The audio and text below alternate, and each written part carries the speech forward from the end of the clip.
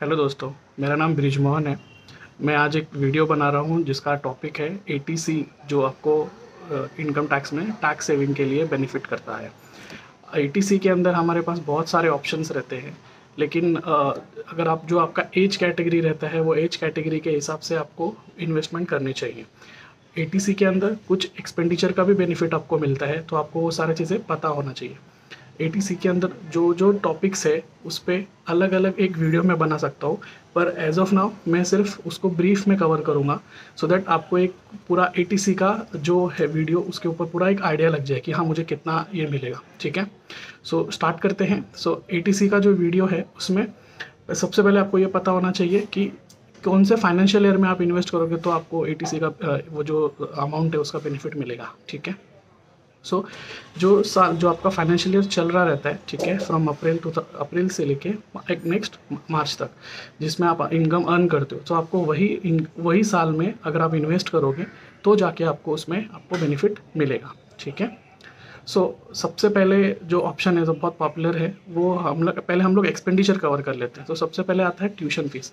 सो अगर आप लाइक आप मैरिड हो, आपका चाइल्ड है, ठीक है, सो उस पर आप जो भी ट्यूशन फीस का एक्सपेंडिचर करते हो, ठीक है, उसको तो हम लोग अवॉइड नहीं कर सकते। ठीक है, सो आप उसका आपको टैक्स में बेनिफिट मिल जाता है। ठीक है, दूसरा आता है कि आप अगर सैलरीड पर्सन नहीं हो, ठीक है, आप स्टार्टिंग से ही अर्न कर रहे हो अपना इनकम, ठीक है, सो सपोज आप 20s में हो या फिर 30s में हो, ठीक है, सो उसमें आप क्या कर सकते हो, आपके पास लाइक फॉर एग्जांपल अगर आप जॉब में हो तो आपको वहाँ पे आपका पीएफ अगर कंपनी आपका पीएफ आपका कट करता रहेगा। ठीक है, सो पीएफ जो कट करता है उसमें तो हम लोग कुछ कर नहीं सकते। ठीक है, तो वो आपका एटीसी का ही पार्ट होता है। ठीक है, सो बहुत लोग क्या करते हैं, इसमें बहुत सारा गलतियाँ ये करते हैं कि उनका एटीसी का बकेट कभी कभी पूरा होता ही नहीं है, फिर भी वो टैक्स पे करने लगते हैं। ठीक है, मतलब वो टैक्स ब्रैकेट में आ जाते हैं बिकॉज उनका एटीसी का लिमिट ही एग्जॉस्ट नहीं होता है। ठीक है, कभी कभी ऐसा होता है कि ओवर एग्जॉस्ट कर देते हैं। फॉर एग्जांपल कि वो लोग ने 2-2.5 लाख रुपए डाल दिया पूरा एटीसी के अंदर, बट अल्टीमेटली बेनिफिट तो आपको एक 1.5 लाख का ही मिलने वाला है। ठीक है, सो अभी मैं जैसे 2 टॉपिक बताया, वैसे और बहुत सारे टॉपिक्स हैं। फॉर एग्जांपल सबसे पॉपुलर रहता है ELSS, equity linked saving scheme. ये बेसिकली एक टाइप ऑफ म्यूचुअल फंड है जिसके अंदर आपको 3 साल का लॉक इन पीरियड रहेगा।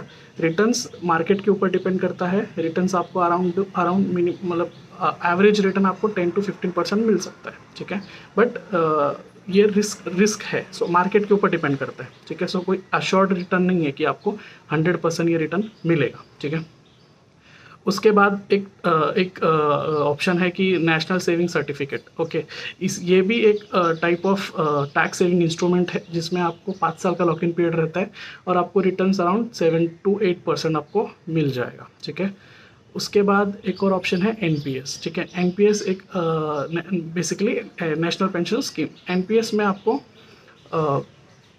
1,50,000 के ओवर एंड अबव भी बेनिफिट मिलता है, बट उसके लिए मैं आपको सेपरेट एक वीडियो बना के बताऊंगा जिसमें मैं पूरा एनपीएस का ही कवर करूंगा कि एनपीएस में कौन से सेक्शन में आपको बेनिफिट मिलता है। बट अगर आप एनपीएस में इन्वेस्ट कर रहे हो सो ये एटीसी के अंदर ही आता है। ठीक है, उसके बाद एक आता है जैसे सीनियर सिटीज़न हो गया। सीनियर सिटीज़न के पास है ना ज़्यादा कोई ऑप्शन नहीं रहता टैक्स सेविंग के लिए, सो उसमें और उनको ना उनका रिस्क कैपेसिटी भी बहुत कम रहता है। ओके, सो उनके लिए 2 मेनली ऑप्शन रहते हैं। फर्स्ट ऑप्शन है कि आपका fix deposits. Okay, fix deposits ज़रूरी नहीं है सीनियर सिटीज़न के लिए, आप कोई भी एज कैटेगरी में हो, ठीक है, तो आप वो अवेल कर सकते हो।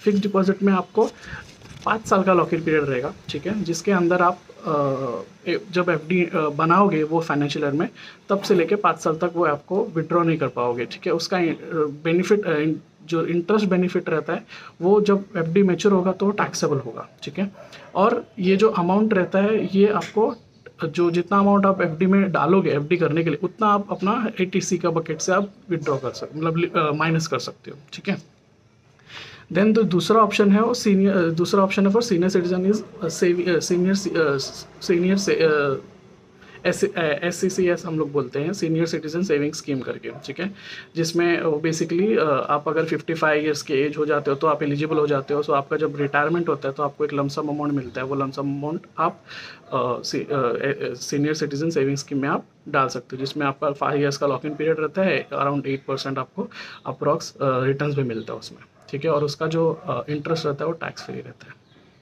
ओके, ये तो ये सीनियर सिटीजन के लिए हो गया, ठीक है। फिर एक और टाइप का मतलब एक और टाइप का जो टैक्स सेविंग बेनिफिट में आपको हेल्प करता है वो है होम लोन। ओके, अभी होम लोन के ऊपर भी एक सेपरेट वीडियो बन सकता है, बट मैं यहाँ पे सिर्फ जो आपको पॉइंट्स ATC के अंदर आता है मैं उतना ही आपको बताता हूँ, ठीक है। सो अगर आप प्लान कर रहे हो होम लोन लेने का, ठीक है, सो जिस ईयर में आप होम लोन लेते हो तो उस ईयर में जब आप लोग घर लेते हैं, सो हम लोग उसका प्रॉपर्टी मतलब रजिस्ट्रेशन करवाते हैं ऑब्वियसली, ठीक है। तो स्टैम्प ड्यूटी पे करते हैं, रजिस्ट्रेशन चार्जेस पे करते हैं, तो वो जो हम लोग पे करते हैं ना उसका वो ईयर में, बिकॉज वो ईयर में तो आपका EMI स्टार्ट हुआ नहीं रहता, ठीक है। सो वो ईयर में आप मतलब ऑब्वियसली अगर आप मार्च में लोगे या फिर फेब में लोगे तो उसमें नहीं जो प्रिंसिपल अमाउंट है जिसका आपको टैक्स बेनिफिट मिलता है ATC के अंदर वो नहीं आता, तो वो टाइम पे आप registration charges and stamp duty का बेनिफिट आप ले सकते हो, ठीक है। एंड एक बार होम लोन आपका स्टार्ट हो गया, EMI पे करना आप स्टार्ट हो गया, सो तभी जो प्रिंसिपल अमाउंट रहता है जो आपका लोन में माइनस होता है, ओके, EMI में दो कंपोनेंट रहता है। First component is interest component, okay, जिसका सेपरेटली आपको 2 लाख तक का बेनिफिट मिलता है, उसके ऊपर मैं अलग से वीडियो बनाता हूँ, जो मैं होम लोन का जो वीडियो है उसमें मैं कवर कर लूँगा।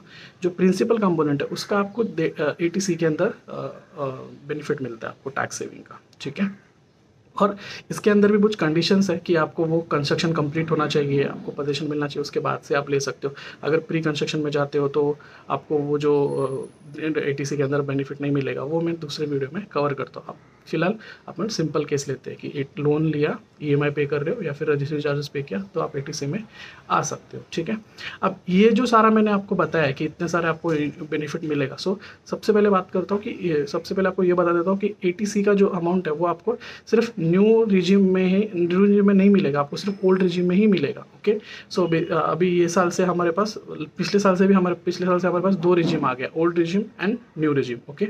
ओल्ड रिजीम में आप जाओगे तो ही आपको ATC का लिमिट का 1.5 लाख का बेनिफिट मिलता है, न्यू रिजीम में ये आपको बेनिफिट मिलेगा ही नहीं ATC का, ओके। सो आपका अगर ये सब कैटेगरी में फॉल होता है, ये सब लाइक ये सब आप इन्वेस्टमेंट ऑलरेडी कर रहे हो या फिर फॉर एग्जांपल आपका SIP जाता है ELSS में, ओके, या फिर आपका PF कटता है या फिर आपके बच्चों का ट्यूशन फीस है या आपका होम लोन है, ओके। सो आप देखिए आपका इनकम कितना है, ओके, एंड उसके हिसाब से आप डिसीजन लीजिए कि आपको ओल्ड रिजिम और न्यू रिजिम कौन सा आपको सूट करेगा टैक्स सेविंग के लिए। ओल्ड एंड न्यू रिजिम के लिए भी मैं एक नया वीडियो बना सकता हूँ, ठीक है, जिसमें आपको मैं बताऊँगा कि कब आपको ओल्ड रिजिम बेनिफिट करेगा, कब न्यू रिजिम बेनिफिट करेगा, ठीक है। सो ATC के ऊपर अगर हम लोग देखें तो इतने सारे जो आपका ये है जिसमें टोटल अमाउंट आपको 1.5 लाख ही मिलता है, ठीक है। मैंने बहुत सारे केसेस देखे हैं जिसमें क्या करते हैं लोग कि उनका ट्यूशन फीस भी पे करना पड़ता है, फिर ELSS भी पे करना पड़ता है, ओके, PF भी जाता है, ओके, एंड वो लोग अराउंड 2-2.5-3 लाख तो रुपये डाल देते हैं, ठीक है। सो और कोई टैक्स सेविंग इंस्ट्रूमेंट में पैसे डालने के उनके पास पैसे नहीं रहते, और ATC के अंदर मिलेगा तो सिर्फ 1.5 लाख का ही बेनिफिट मिलेगा। सो वो चीज़ ना करिए आप, ठीक है। आप प्लान कीजिए कि ATC के अंदर जो आपका जाना है अमाउंट, उतना आप एटलीस्ट जो अपन अवॉइड ही नहीं कर सकते वो तो आप डाल लीजिए, बट जो अपन अवॉइड कर सकते जो हम लोग दूसरे इंस्ट्रूमेंट में डाल के अपना टैक्स बचा लेंगे ना, वो आप ध्यान रखिए, ठीक है। अभी ATC के अंदर एक और चीज़ है जो बहुत पॉपुलर है वो है सुकन्या समृद्धि स्कीम, ओके, सुकन्या समृद्धि योजना, ओके। ये स्पेशली गर्ल चाइल्ड के लिए है। सो बेसिकली गर्ल चाइल्ड का लाइक फ्यूचर एजुकेशन या फिर उसका मैरिज, उसके लिए अगर पेरेंट चाहें तो सुकन्या समृद्धि योजना में आप पैसा स्टार्टिंग से डाल सकते हो। जब चाइल्ड का एज आपका 2 चाइल्ड तक आप डाल सकते हो, बट चाइल्ड का एज आपका बिलो 10 होना चाहिए, और वहाँ पे आप अगर जो भी पैसा इन्वेस्ट करोगे उसमें, ओके, उस पर 8+ आपको इंटरेस्ट मिल जाएगा, ओके।